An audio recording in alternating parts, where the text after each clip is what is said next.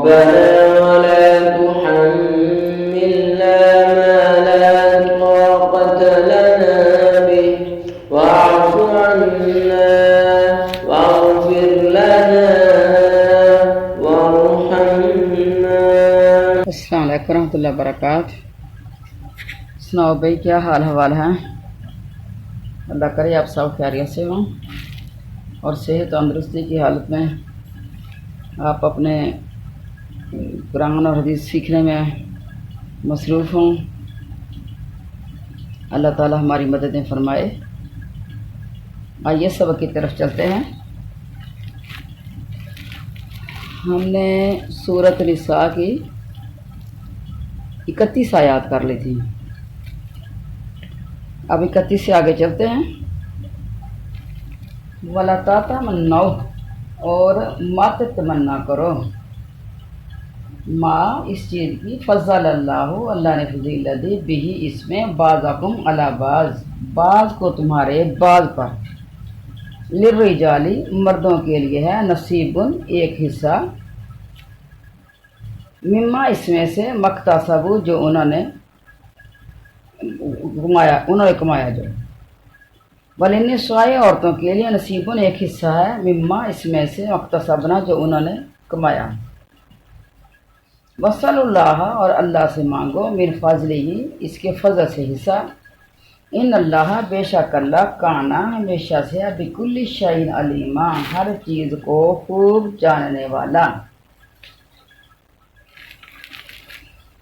اس چیز کی آرزو نہ کرو جس کے باعث اللہ تعالیٰ نے تم میں سے بعض کو بعض پر بزرگی دی، فضیلت دی۔ مردوں کا حصہ ہے جو ان کا حصہ کیا دھرا، اور عورتوں کے لیے حصہ ہے جو انہوں نے کیا۔ اللہ تعالیٰ سے اس کا فضل مانگتے رہو، یقیناً اللہ تعالیٰ ہر چیز کا جاننے والا ہے۔ اب اس کے اندر جائز رشک جو ہے نا وہ جائز ہے۔ حضرت سلمہ رضی اللہ تعالیٰ عنہ ایک مرتبہ کہا کہ اللہ کے رسول، مرد جہاد کرتے ہیں اور ہم عورتیں اس ثواب سے محروم ہیں۔ اس طرح معراج میں بھی ہمیں بنسبت مردوں کے آدھا ملتا ہے۔ تو مسند احمد میں یہ حدیث ہے کہ اس بیان پر یہ حدیث نازل ہوئی۔ ایک اور روایت میں بھی ہے کہ اس کے بعد پھر آیت انی لا اضیع عمل عامل منکم من ذکر او انثی، یہ بھی آیت اتری کہ کسی عمل کرنے والے کے عمل کو میں ضائع نہیں کرتا، چاہے وہ مذکر ہو اور چاہے وہ مؤنث ہو۔ حضرت صدی رحمۃ اللہ علیہ فرماتے ہیں کہ مردوں نے کہا تھا کہ جب دوہرے حصے کے مالک ہم ہیں تو دوہرا اجر بھی ہمیں کیوں نہ ملے، اور عورتوں نے درخواست کی تھی کہ ہم پر جہاد فرض نہیں تو ہمیں شہادت کا ثواب کیوں نہیں ملتا۔ اس پر اللہ تعالیٰ نے دونوں کو روک کر حکم دیا کہ میرا فضل طلب کرتے رہو، اور یہ مطلب بھی بیان کیا گیا کہ انسان یہ آرزو ہی نہ کرے کہ کاش کہ فلاں کا مال اور فلاں کی اولاد یہ میرا ہوتا۔ تو ایک حدیث میں یہ بھی ہے کہ حسد کے قابل صرف دو ہی لوگ ہیں، ایک مالدار جو اللہ کی راہ میں اپنا مال لٹاتا ہے، اور دوسرا کہتا ہے کہ کاش میرے پاس بھی مال ہوتا تو میں بھی اسی طرح فی سبیل اللہ خرچ کرتا رہتا۔ بس یہ دونوں اللہ کے نزدیک اجر میں ہیں۔ اور دوسرا، اچھا یہ اس لیے اجر میں ہے اس لیے کہ یہ ممنوع نہیں ہے، یعنی ایسی نیکی کی حرص سے بری نہیں ہے۔ کسی نیک کام کو حاصل کرنے کی تمنا یا حرص کرنا اچھی چیز ہے، اس کے برعکس کسی چیز کو اپنے قبضے میں لینے کی نیت کرنا ہر طرح جو ہے یہ مذموم حرکت ہے۔ جس طرح دینی فضیلت حاصل کرنے کی حرص جائز رکھی اور دنوی فضیلت کی تمنا ناجائز ہے۔ پھر اللہ تعالیٰ نے فرمایا کہ ہر روز اس کے عمل کا بدلہ ملے گا، خیر کے بدلے خیر ہے اور شر کے بدلے شر ہے، اور یہ بھی مراد ہو سکتی کہ ہر ایک کو اس کے حق کے مطابق ورثہ دیا جاتا ہے۔ پھر اللہ تعالیٰ ارشاد فرماتے ہیں کہ ہم سے ہمارا فضل مانگتے رہا کرو۔ آپس میں ایک دوسرے کی فضیلت کی تمنا جو ہے وہ بے سود ہے۔ ایک دوسرے سے جو ہے جو کسی کو مل گیا اللہ تعالیٰ نے جو کسی کو دے دیا۔ اچھا، ایک حدیث میں یہ بھی ہے کہ حسد جائز نہیں، اگر جائز ہوتا تو ان دو لوگوں پہ ہوتا، ایک کو اللہ تعالیٰ نے مال دیا تو اللہ کے راستے میں خرچ کرتا ہے، اور دوسرا جو دن کو بھی قرآن پڑھتا ہے رات کو بھی قرآن پڑھتا ہے۔ اچھا، پھر اس کے بارے میں بھی ایک حدیث یہ آپ کے سامنے جو عرض کی، اور ایک حدیث اور بھی ہے کہ ایک تو اللہ نے مال دیا، تو وہ تو یہ حدیث ہوگی نا کہ دوسرا بندہ تمنا کرتا ہے کہ میرے پاس بھی مال ہو تو میں بھی خرچ کروں۔ نہ اس کے پاس مال آیا، نہ زندگی میں اس کو مال ملا، اور نہ وہ خرچ کر سکا، لیکن ہر وقت وہ دل کے اندر ایک حسرت رکھتا ہے کہ تمنا رکھتا ہے کہ کاش مجھے ملے، کاش مجھے ملے، تو ان دونوں کا اجر برابر ہو گیا، دیکھ رہے ہیں۔ اور دوسرا بندہ وہ ہے کہ ایک بندہ برائی کرتا ہے یا پھر حرام مال حاصل کر رہا ہے، اور دوسرا دیکھ کے تمنا کرتا ہے کہ کاش کہیں میرا بھی اس طرح کا کہیں کسی جگہ پہ لگ جائے نا، اس طرح کا جا کے میرا بھی لگ جائے تو میں بھی اس طرح مال اکٹھا کروں۔ مثلا نا ایک عورت میرے پاس آئی تو کہنے لگی کہ میرا بچہ بھی مل میں محنت مزدوری کرتا ہے، مل کارخانے میں، تو بس جو ہے وہ گزارا ہوتا ہے، لیکن فلاں فلاں جو ہے نا وہ نا مل مالک کے ساتھ نا اس کی اچھی گپ شپ ہو گئی، اور مل مالک کوئی بیرون ملک چلا گیا کچھ دنوں کے لیے، اور اس کو نا اختیارات دے کے چلا گیا۔ اب اس کا تو اچھا جیک لگ گیا، اس نے تو بڑا مال گھپڑے مار مار کے تو اپنا گھر بھی بنا لیا اور بڑا جو ہے وہ مال اکٹھا کر لیا۔ تو جب وہ آیا تو پھر اس کو پتہ تو چل گیا، لیکن پھر وہ مال واپس نہ لے سکا اس سے۔ تو اس طرح کا اگر کہیں بندے کا لگ جائے تو پھر تو اچھی بات ہے، پھر تو وارے نیارے ہو جائیں، اس کے تو وارے نیارے ہو گئے تو ہم تو اسی طرح ہی رہ گئے۔ یعنی اس کے اندر کیا چیز تھی؟ ایک حسرت تھی کہ کاش اس طرح کی ہیرا پھیری کرنے کا موقع ہمیں بھی مل جاتا تو ہم بھی امیر ہو جاتے، ہم بھی مالدار ہو جاتے، اور اب موقع ملا نہیں اور وہ مالدار ہوا ہی بھی نہیں، اور جو حسرت اس کے دل میں ہے، اس حسرت کی وجہ سے جتنا گناہ اس نے کیا گھپلے مار کے، اتنا گناہ اس کو مفت میں مل رہا ہے کیونکہ یہ حسرت رکھ رہا ہے۔ استغفر اللہ۔ تو دین سیکھنا کتنا زیادہ ضروری ہے۔ اللہ تعالیٰ فرما رہے ہیں مجھ سے میرا فضل طلب کرو، میں بخیل نہیں ہوں، میں کریم ہوں، وہاب ہوں، دوں گا۔ وہاب کا معنی کیا ہوتا ہے؟ اے عطا کرنے والے۔ نبی کریم علیہ الصلوۃ والسلام فرماتے ہیں لوگوں اللہ تعالیٰ سے اس کا فضل طلب کیا کرو، اللہ تعالیٰ سے مانگنا اللہ کو بہت پسند ہے۔ یاد رکھو سب سے اعلیٰ عبادت کشادگی اور وسعت رحمت کے انتظار کرنا اور اس کی امید رکھنا ہے۔ یہ بھی ایک عبادت ہے، اللہ تعالیٰ سے وسعت اور کشادگی اور اس کے رحمت کے انتظار کرنا کہ کبھی نہ کبھی مجھے اللہ کی رحمت میرے اوپر نازل ہوگی۔ ایک اور روایت میں ہے کہ ایسی امید رکھنے والے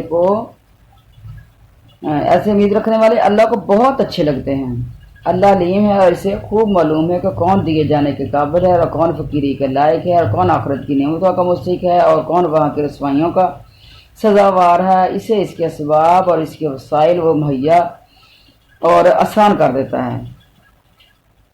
کچھ لوگوں کو آپ نے دیکھا ہوگا کہ دنیا کے اندر غریب تھے تو اچھے طریقے سے چل رہے تھے، اور جو ہی ان کے پاس کوئی باپ دادا کی کوئی پراپرٹی بکی، کسی اسکیم میں آ گئی اور ان کی جو ہے وہ پراپرٹی بڑے بھاری داموں سے بکی، اور ان کے اندر اتنا غرور اور تکبر آ گیا کہ وہ کسی کو انسان ہی نہیں جانتے، لوگوں کو انسانوں میں نہیں شامل کرتے۔ تو یہ اللہ تعالیٰ ہی جانتا ہے کہ کون کیا دیے جانے کے قابل ہے۔ اور زیادہ تر نا غریبی سے میں نے جن کو امیر ہوتے ہوئے دیکھا ہے تو تقریباً ان کے دماغ میں نے پھرے ہوئے دیکھے ہیں۔ اچھا آگے چلتے ہیں۔ والی کلی،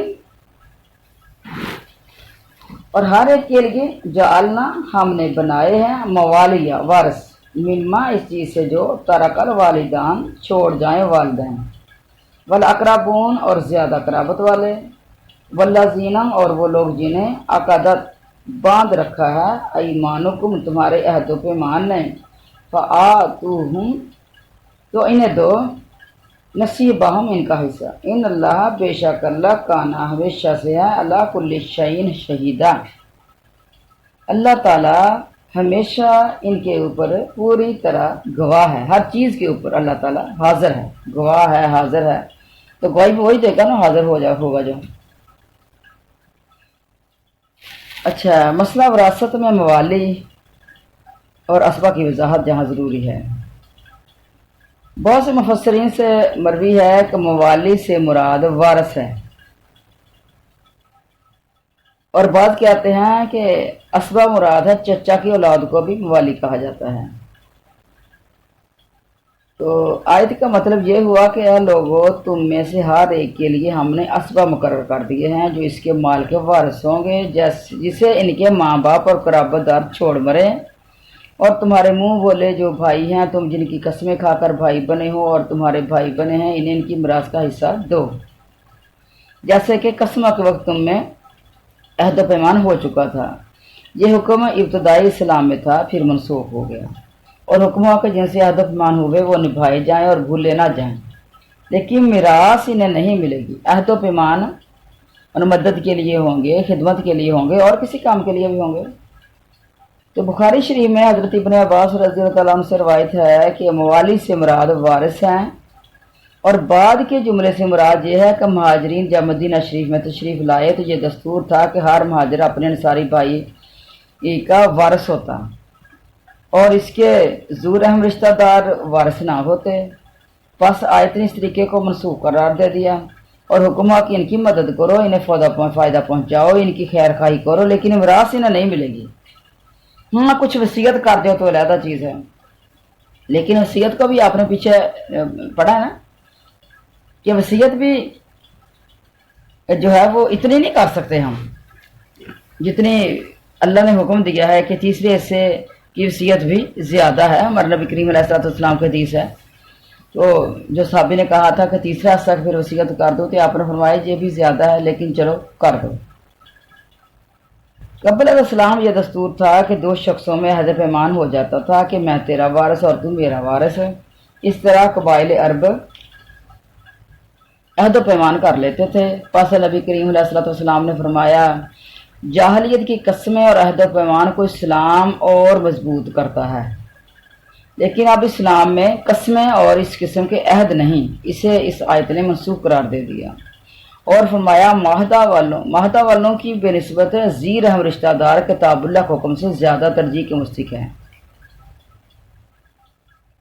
ذی رحم رشتہ دار ہے جو اس کی اولاد ہے، جو ماں باپ ہیں، بہن بھائی ہیں۔ ایک اور روایت میں ہے کہ نبی کریم علیہ الصلوۃ والسلام نے جاہلیت کی قسموں اور عہدوں کے بارے میں جہاں تک تاکید فرمائی کہ اگر مجھے 7 سرخ اونٹ دیے جائیں اور اس قسم کے اس قسم کے توڑنے کو کہا جائے جو دارالندوہ میں ہوئی تھی، تو میں اسے بھی پسند نہیں کرتا۔ یہ حدیث مسلم میں ہے۔ ابن جریر میں بھی ہے کہ نبی کریم علیہ الصلوۃ والسلام فرماتے ہیں، میں اپنے بچپنے میں اپنے ماموں کے ساتھ خلف طیبین میں شامل تھا،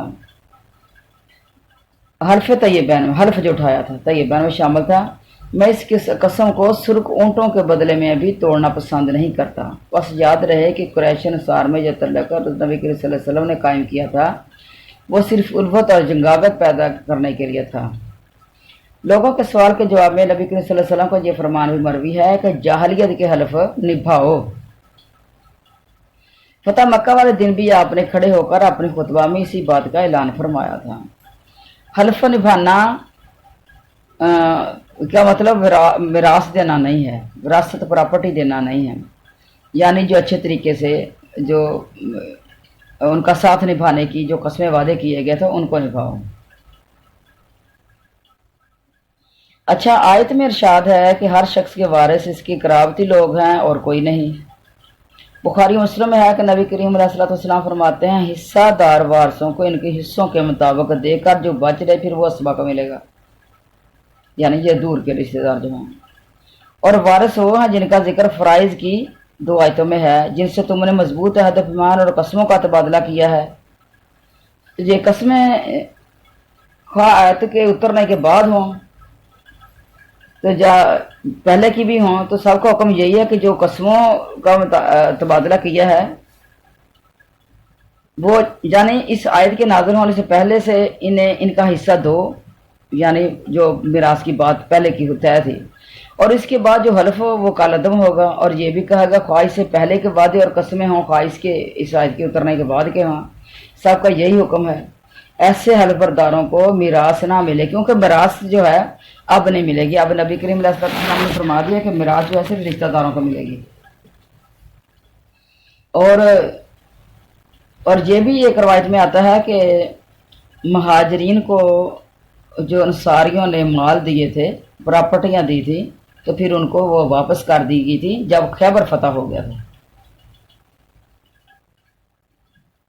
अच्छा, हजरत इब्न अब्बास रहमतुल्लाह अलैह फरमाते हैं कि इनका हिस्सा नुसरत है, अमदाद है, खैर खाई है और वसीयत है, मिरास नहीं है।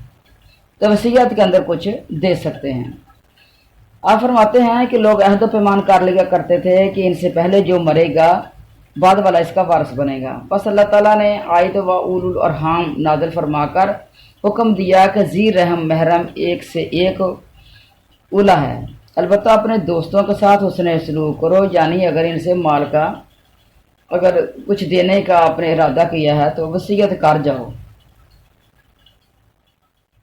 और यही मशहूर और मारूफ बात है और बहुत से सलफ से मरवी है कि ये आयत मनसूख है, लेकिन मनसूख नहीं बनती ना, कि कहते हैं ना कि ये आयत जो है उलुल अरहाम से मनसूख है। तो हज़रत सईद बिन जुबैर फरमाते हैं कि इनका हिस्सा दो, यानी मिरास है। हज़रत बकर सदीक ने एक साहब को अपना मौला बनाया था तो इन्हें वारिस भी बनाया था फिर। तो ये वसीयत के अंदर आ जाएगी ये चीज़ है, लेकिन वसीयत में सारी चीज़ नहीं दे सकते। हजरत मुसैयब फरमाते हैं कि ये आयत इन लोगों के हक़ में उतरी है जो अपने बेटों के सिवा औरों को अपना बेटा बनाते थे और इन्हें अपनी जायदाद का वारिस करार दे देते थे।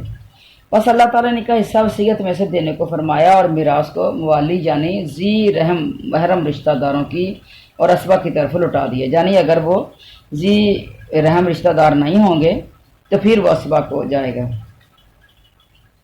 और इसे मना फरमाया और इसे नापसंद भी फरमाया, और कि सिर्फ ज़बानी दामों और बनाए हुए बेटों को वर्षा दिया जाए, हाँ इनके लिए वसीयत में से देने को फरमाया है।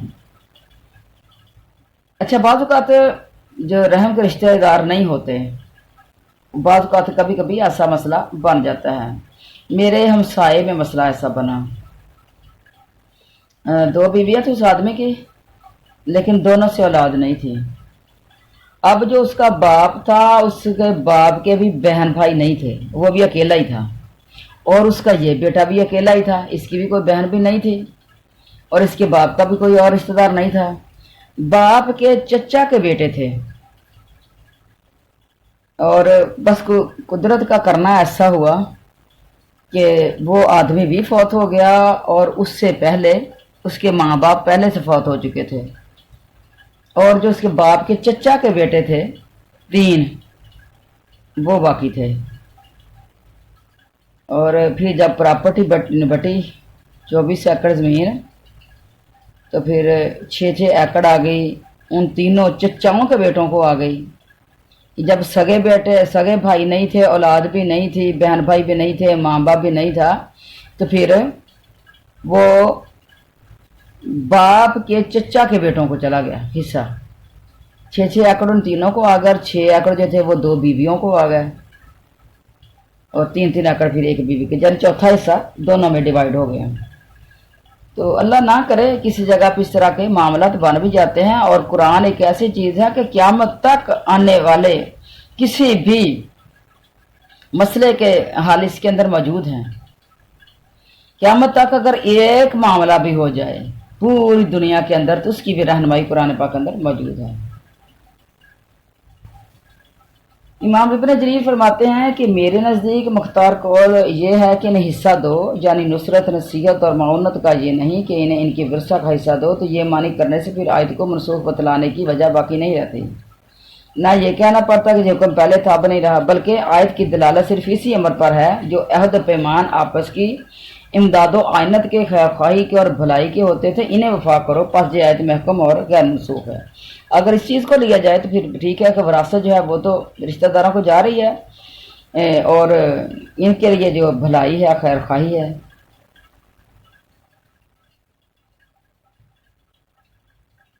اچھا، تو یہ بھی پھر اس میں بھی دو چیزیں آ جائیں گی پھر، کہ جس طرح امام صاحب کے قول میں ہے یہ اشکال ہے کہ اس میں تو شک نہیں ہے کہ بعض اہداف صرف نصرت و امداد کے ہی ہوتے ہیں۔ مثلا بعض اوقات تو کہا جاتا ہے کہ یہ میرا فلاں رشتہ دار ہے تو یہ کمزور ہے یا غریب ہے تو اس کی مدد کرتے رہنا ہے۔ جس طریقے کے کوئی اور بھی عہد و پیمان ہو سکتے ہیں، رشتہ داری کے ہو سکتے ہیں، رشتہ ان کو دے دینا، جس طریقے کی کوئی بات بھی اور بھی ہو سکتی ہے۔ لیکن اس میں یہ بھی شک نہیں ہے نا کہ بعض عہد و پیمان ورثے کے بھی ہوتے تھے، جیسے کہ بہت سے سلف صالحین سے مروی ہے، اور جیسے کہ ابن عباس کی تفسیر میں منقور ہے جس میں انہوں نے صاف فرمایا کہ مہاجر انصار کا وارث ہوتا تھا اور اس کے قرابتی دو لوگ وارث نہیں ہوتے تھے، اور نہ زیر ہم رشتہ دار وارث ہوتے تھے، یہاں تک کہ یہ پھر منسوخ ہو گیا۔ تو اصل چیز کیا ہے؟ اللہ کے حکموں کی تابع داری کی جائے، چاہے وہ ہمیں اچھے لگیں چاہے وہ ہمیں اچھے نہ لگیں۔ بعض اوقات نا لوگ بیٹیاں کسی کی ہوتی ہیں تو بیٹیوں کو پھر سارا جو ہے وہ دے جاتے ہیں، اس لیے کہ بیٹیوں کا بھائی نہیں ہے تو کل کے میرے بھتیجے نہ لے لے، یعنی مرنے والا کیا اپنی جو ہے ایک بیٹی ہے یا دو بیٹیاں ہیں تو گھر بھی اور باہر بھی اس کے نام لگوا دیتے ہیں۔ کل کو اگر میں فوت ہو گیا تو یہ پھر چچے کے بیٹے جو ہیں یہ حصہ لے جائیں گے میری بیٹی کے مال سے، اور میں سارا اپنی بیٹی کے نام لگوا جاؤں، تو اس طریقے سے مال تو یہ نام لگوائے کے چلا جائے گا، پراپرٹی تو اس کے نام ہو جائے گی، لیکن اللہ کے کاغذوں میں وہ گناہ گار ہے۔ وہ کیوں؟ کہ اللہ نے حصہ رکھا ہے کہ جس بیٹی کا بھائی نہ ہو تو پھر چچا کے بیٹے جو ہیں اس کے بھائی ہوتے ہیں، تو پھر اگر ایک بیٹی ہے تو پیچھے ہم نے پڑھا ہے نا کہ اگر ایک بیٹی ہے تو پھر آدھا مال اس بیٹی کا اور آدھا پھر ان کو چلا جائے گا چچاؤں کے بیٹوں کو، اور اگر دو بیٹیاں ہیں تو پھر 2/3 یعنی کل مال کے 3 حصے کیے جائیں، 2 ان کو مل جائیں اور تیسرا حصہ وہ لے جائیں گے، اور اگر 2 سے زیادہ ہیں تو بھی یہی ونڈ ہوگی۔ تو جب ہم خود بانٹتے ہیں تو پھر اس کے اندر اللہ کی نافرمانیاں ناراضگیاں آ جاتی ہیں۔ تو یہ نہ دیکھا کریں کہ مال کس کے پاس جا رہا ہے، کون وارث بن رہا ہے، آپ یہ نہ دیکھا کریں، آپ صرف اپنی عاقبت کو دیکھا کریں کہ میرا آخر میں کیا بنے گا، میں جو اللہ اور اس کے رسول کے حکموں کے خلاف بانٹ کر کے جا رہا ہوں۔ اور پیچھے ہم نے حدیث سے پڑھی ہے نا کہ ساری زندگی نیک کام کرتا رہتا ہے، جنتوں والے کام کرتا رہتا ہے، لیکن مرنے کے قریب وہ وصیت غلط کر کے چلا جاتا ہے اور اپنے اوپر جہنم کو لازم کر لیتا ہے۔ تو یہ دنیا کے مال کے پیچھے نہ بھاگا کرے، جتنا دیر کوئی زندہ رہا اسے فائدہ اٹھا لیا، اور جب وہ دنیا سے چلا گیا تو اللہ نے جس کے حصے میں لکھی، جس کے نصیب میں لکھی، اللہ نے جس طریقے سے اس کو ڈیوائڈ کر دیا، تو پھر اللہ کے حکموں کے اوپر دل کو تنگ نہیں کرنا، اللہ اور اس کے رسول کے حکموں کے اوپر اپنے دل کو تنگی میں نہیں لے کے آنا۔ پیچھے ہم نے پڑھا ہے کہ جو حکم ہے وہ سارا آنکھوں پہ ہے، تو بہتر یہی ہے کہ آپ نہ ہی بانٹ کے جائیں، پراپرٹی مرنے کے بعد خود بخود تقسیم ہو جاتی ہے۔ حکومت پاکستان کے اندر اس طرح کے قوانین ہیں عدالتوں کے اندر، تو قوانین کو اپنے ہاتھ میں نہ لیا کرو۔ جس طرح کسی نے کسی کو قتل کیا ہے تو اس کو قتل کرنے کا حق نہیں ہے اسے، وہ حکومت وقت اسے قتل کرے گی، اگر اس کو موت کی سزا ہوگی تو وہ حکومت وقت دے گی، کوئی خود سے اپنے آپ سے اس کو قتل نہیں کر سکتا ہے۔ اسی طریقے سے یہ پراپرٹی کے احکام ہیں کہ جن کی پراپرٹیاں ہیں ان کو ذرا احتیاط سے چلنا چاہیے کہ یہ ایک بہت نازک معاملہ ہے۔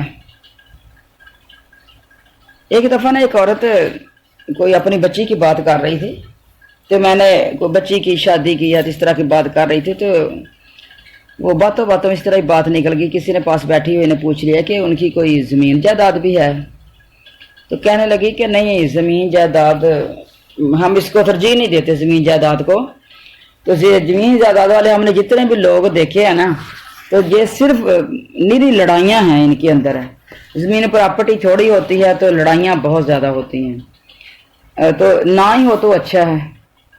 تو میرے خیال میں بات تو اس نے پھر کچھ ٹھیک ہی کر دی، اچھی کر دی ہے اپنے نالج کے حساب سے۔ تو پھر آئیے پھر آگے چلتے ہیں، اگلی آیات کے پڑھتے ہیں۔